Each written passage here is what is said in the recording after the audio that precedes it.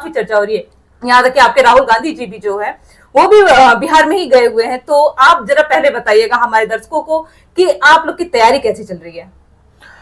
जी देखिए, बिहार का चुनाव नहीं है, आज ये पूरे देश का चुनाव बन चुका है। क्योंकि जिस तरह से भारतीय जनता पार्टी वोट चोरी करके जो सरकार बनी हुई है, वो हमारे नेता राहुल जी ने जिस तरह सबके सामने उजागर किया है, तो उसका परिणाम आपको बिहार चुनाव में देखने को मिलेगा। बिहार की जनता बहुत समझदार है, बिहार के युवा पढ़े लिखे हैं। हम जानते हैं कि देश के अंदर IAS PCS में बिहार के युवाओं का कितना रोल होता था। आज वो ये समझ चुके हैं कि देश का प्रधानमंत्री वोट चोरी करके प्रधानमंत्री बना हुआ है।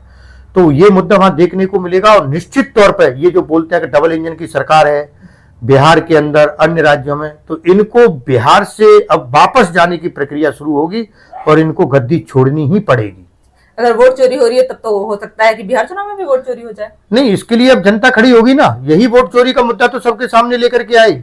जिस तरह से चुनाव आयोग जो आज भारतीय जनता पार्टी की एक संस्था बन चुका है और भारतीय जनता पार्टी के साथ मिलकर के, अमित शाह जी के साथ मिलकर के, मोदी जी के साथ मिलकर के जो वोट चोरी करने का काम कर रहे हैं, वही तो रोकने का काम कर बिहार की जनता करेगी, सबके सामने लेकर के आएगी। मैं निश्चित तौर पर कहता हूं इस बार इनका वोट चोरी का मुद्दा भी, वोट चोरी ये नहीं कर पाएंगे और बिहार से हमारी जो महागठबंधन है तेजस्वी जी के नेतृत्व में वहां सरकार बनाने का काम करेंगे। तो तेजस्वी जी ने तो अभी तेजस्वी प्रण करके एक अपने मैनिफेस्टो जो है वो जारी किया है, पर उसमें राहुल गांधी जी का फोटो नहीं है।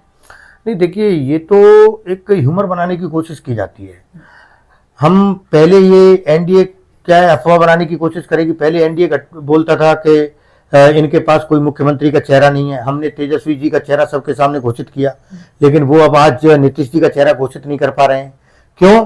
क्योंकि हम लोग ये जानते हैं कि भारतीय जनता पार्टी जहां पर भी क्षेत्रीय पार्टियों के साथ मिलकर के चुनाव लड़ती है, धीरे धीरे करके दीमक की तरह, दीमक होती है ना, जैसे वो धीमे धीमे करके खत्म करती है लकड़ी को या किसी चीज को, ऐसे ही भारतीय जनता पार्टी क्षेत्रीय पार्टियों के साथ जाकर के वहां चुनाव लड़ती है और धीमे धीमे करके दीमक की तरह खाने का काम करती है। हमने देखा, महाराष्ट्र के अंदर देखा, बहुत जगह देखा।